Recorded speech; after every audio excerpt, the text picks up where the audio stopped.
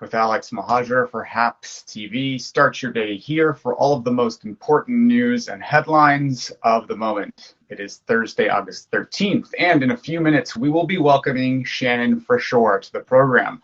Shannon is running for Congress to unseat Representative Jim Jordan in Ohio's 4th Congressional District, and will talk to us about the importance of the November election and why she's running. But first, the news. Yesterday afternoon, presumptive Democratic presidential nominee Joe Biden held his first campaign event with his newly announced vice presidential candidate Kamala Harris in a socially distanced pair of speeches in Delaware that laid the case for the Biden-Harris ticket to the American people. Vice President Joe Biden delivered his remarks first, and he spoke rather candidly for about a good range of topics, and really laid out the candidacy in a way that leveled with the American people. You touched on the coronavirus pandemic and the economic fallout, pinning the blame for the 165,000 deaths and double-digit unemployment numbers on Trump's failures.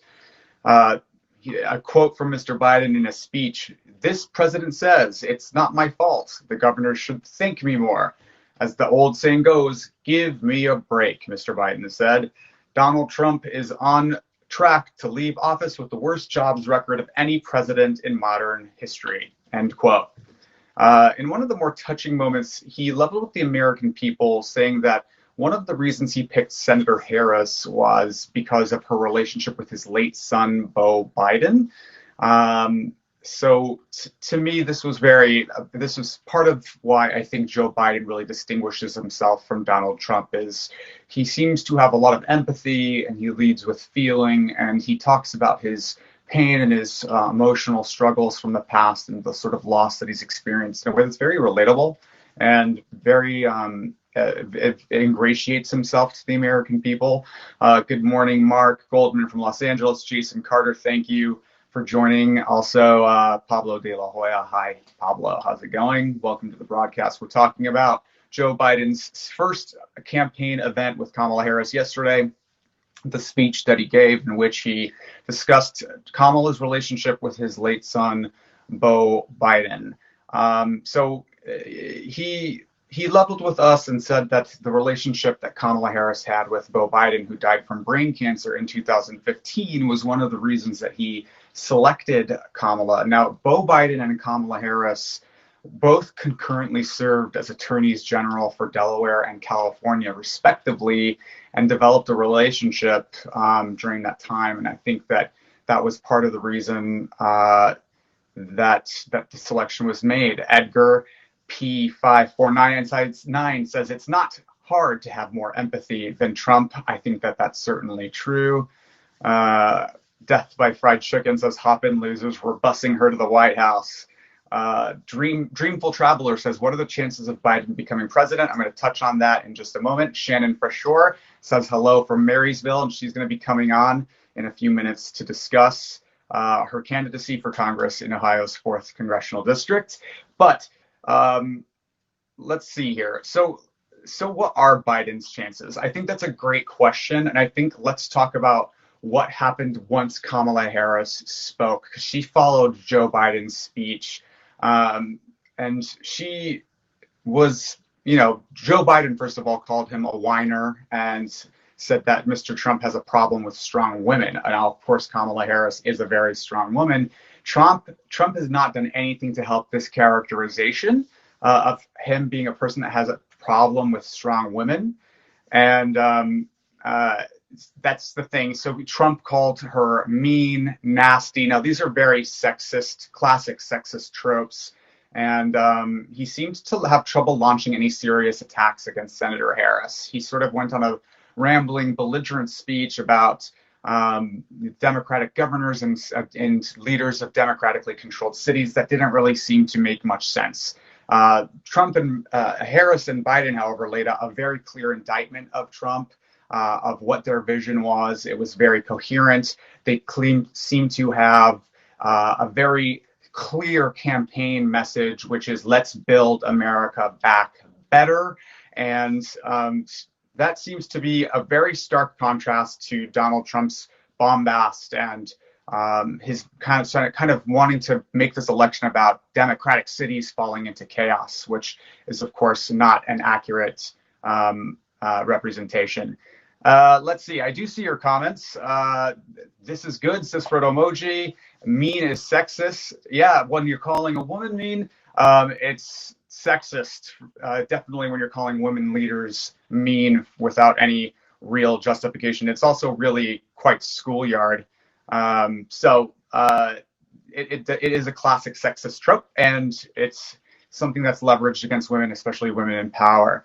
So Miss Kamala Harris's speech. Now, here's where it got really interesting. She says that one of the biggest quotes from the entire the speech that stuck quite well was she referred to Mr. Trump's handling of the pandemic as plunging the country into the worst economic situation since the Great Depression.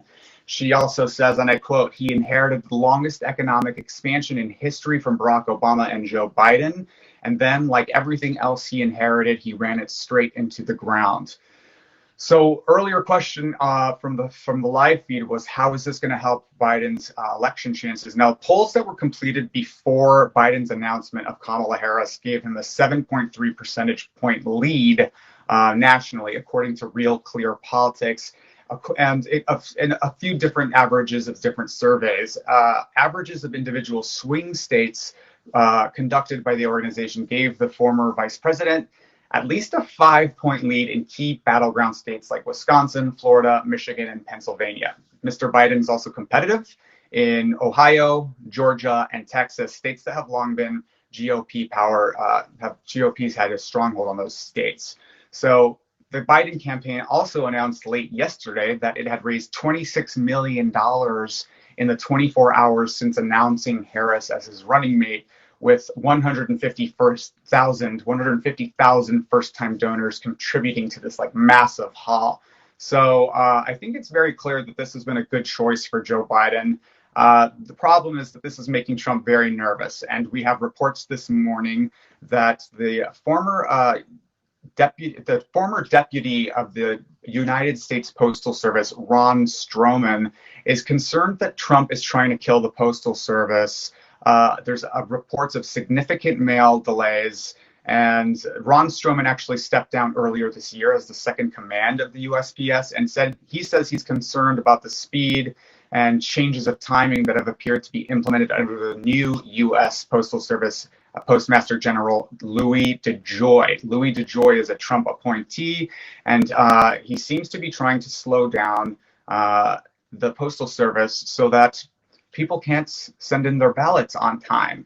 So what do you think of this GOP strategy? It appears their strategy is to close as many polling locations as possible, and then to also limit vote by mail during a global pandemic. So what do you think about this strategy, and what do you think can be done to solve it?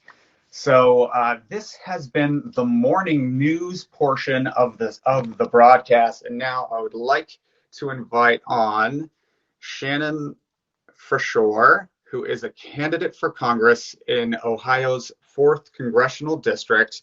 She is running to unseat Representative Jim Jordan in Ohio. Jim Jordan is a Trump supporter in Congress, and I'm very excited to have her. We're just waiting for Shannon to join. In the meantime, what are you thinking of the broadcast? Leave a comment.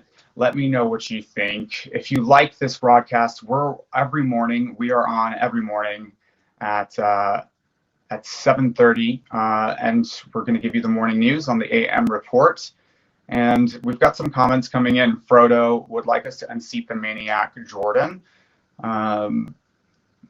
Beatles. There's some Jordan would look the other way when people were being molested. That's true. Lukey Poo, I'm able to take some questions sometimes, but there's a lot of comments and sometimes I miss them, so I apologize. Shannon, you join. I invited you to join, so once you're on HAPS, you should be receiving a request to join that you just accept. So it seems like we're having some technical problems. Frodo Emoji says, great broadcast.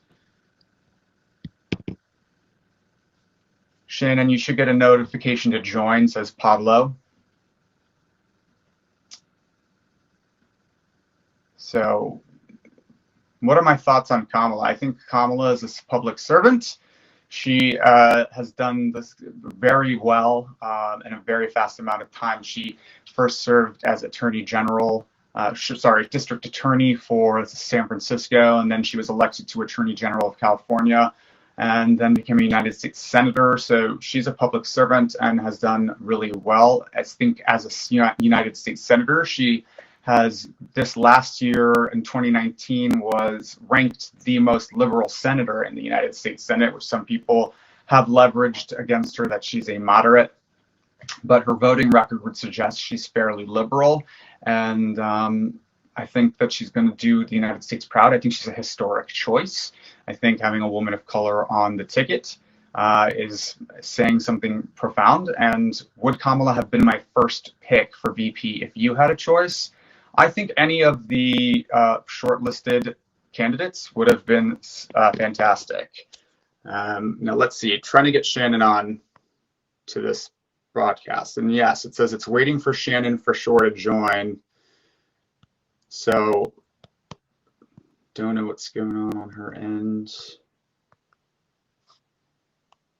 But there's a little box Pablo on top of the stream that's asking for Shannon Freshour to join. So I don't know what's going on her end. Can you explain why when Harris was tuning against Biden, she called him horrible and very racist? Kamala Harris never called Joe Biden racist. That is not something that ever happened. So I would challenge you to find a quote where Kamala Harris referred to Joe Biden as racist. It didn't happen. I think it's lots of comments this morning. Settle for Biden, Harris. Not my first picks, but I refuse to cut my nose to spite my face. I think that that's the common sentiment. If you didn't support either Biden or Harris in the Democratic primary, but you're interested in moving forward a vision that aligns more with them than with Trump, then I think that's probably the ticket for you. Shannon is trying to join. She promises. I'm sorry, Shannon, if you're having technical difficulties, though I want to point out Shannon Freshour is running for Congress in Ohio's 4th congressional district, and she's running to unseat Jim Jordan. Now, you can find her online at shannonforohio.com. She is the Democratic nominee for the congressional seat in Ohio's 4th, and she's running on a platform of education. It's important to her. She thinks it's the single most important part of the investments in our children is for education, early investments in education. She was running on Ohio values. And she's really quite an excellent candidate and very exciting. Jim Jordan, of course, has been in the news a lot this year. He is a stalwart Trump supporter. In December 2017, he sought to discredit the FBI and Special Counsel Robert Mueller's investigation into the Russian investigation into the 2016 election. He questioned the impartiality of Mueller.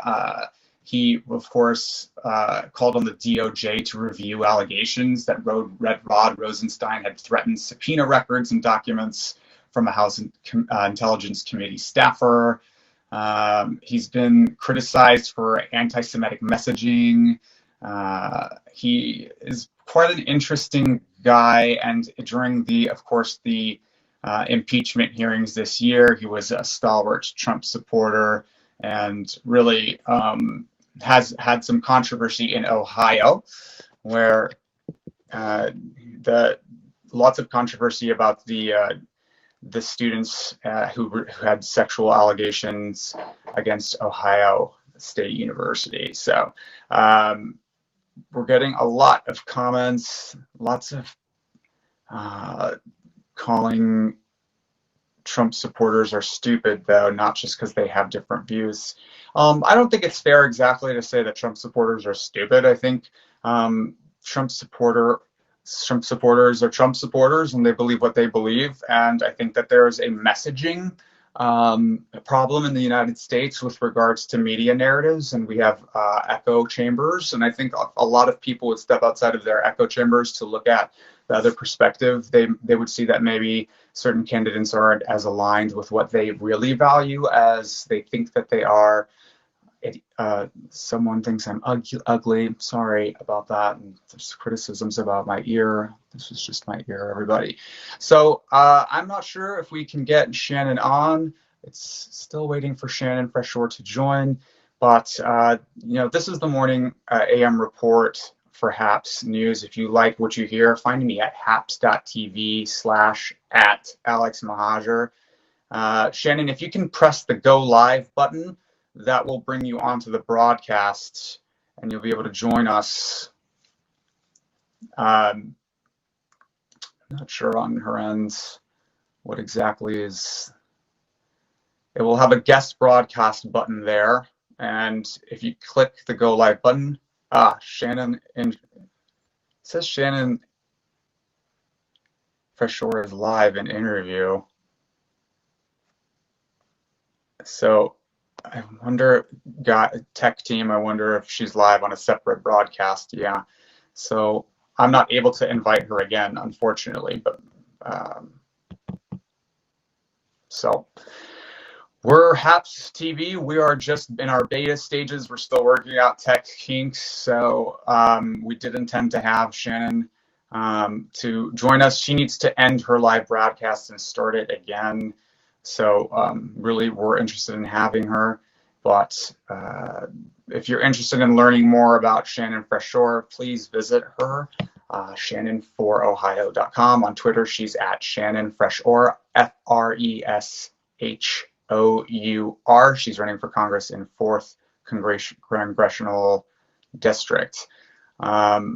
I think a lot of it is based on assumptions that everyone is the same. Not all Trump supporters are the same. Some of them do look at different perspectives but arrive at a conservative viewpoint. I think that's a very good comment and point. I think one of the biggest problems in American politics, particularly, is this differences in binaries, the way that we put people in boxes. It's either us versus them, black versus white, Republicans versus Democrats, good versus evil. And I think the world doesn't really work in that way. I think that Republicans, not all Republicans are fascists and racists, just like not all Democrats are communists and socialists. I think that there's by doing that, by putting people in boxes, what we're essentially doing is we're otherizing them. Now, this problem happens on both sides. I think that people on both sides of the aisle tends to do this. And when we make our political adversaries our enemies, what we're doing is we're making it impossible to ever come to any compromise with them on anything, because the difference between an adversary and an enemy is that adversaries seek to prevail on the merits of an argument, whereas enemies seek to destroy one another. Shannon, Pablo de la Hoya wants you to know that if you press go live, then under guest broadcast, you should see this to join. So if you click your little go live button, you'll see under guest broadcast, you'll see my broadcast, and try and join it. But I wonder if she can see that and this at the same time, Pablo. So yeah, that's the problem, really, is in American politics we've run into these echo chambers where we otherize each other and demonize each other. And I think that what will make America great again, really, is to listen to each other again and let our arguments prevail on the merits. That we have different ideas and viewpoints and opinions, and sometimes significantly different opinions, is okay. That's what makes America great. We're a melting pot of ideas and perspectives and backgrounds and mores. And when we learn to listen to each other and we learn to really try to win on the merits, not destroy one another, I think that's what will make America great again. So yes, thank you so much for joining. We've got a lot of comments coming in. A lot of America has never been great for BIPOC. Yes, this country does have a problem with race. I think we're seeing that play out right now. I think we're seeing people calling for racial justice, and I think that's why it's very important that we not denigrate that movement by calling it things that it's not. It's seeking racial justice. It's seeking reforms in police brutality. And if we look at it, someone saying not tribalism, realism, yes, let's look at it realistically. Do we want police that do not beat people and kill people because of the color of their skin? I think that that's a perfectly rational and expected desire, that we have police that seek to protect us, not to destroy or kill others. There should be no Democrats or Republicans. The candidates should be judged on their ideas and past performance. I think the camps is a part of the problem. Yeah, I do think that that's part of the problem. I think that when people stop denigrating the other because of their own political party line, then what we'll find is that people would compete on the ideas. And I do also regret that there's a two-party system, but it's the system that we have. So this has been the AM Report. We did intend on having Shannon Freshour on to join. She's a candidate for Congress in the 4th Congressional District. And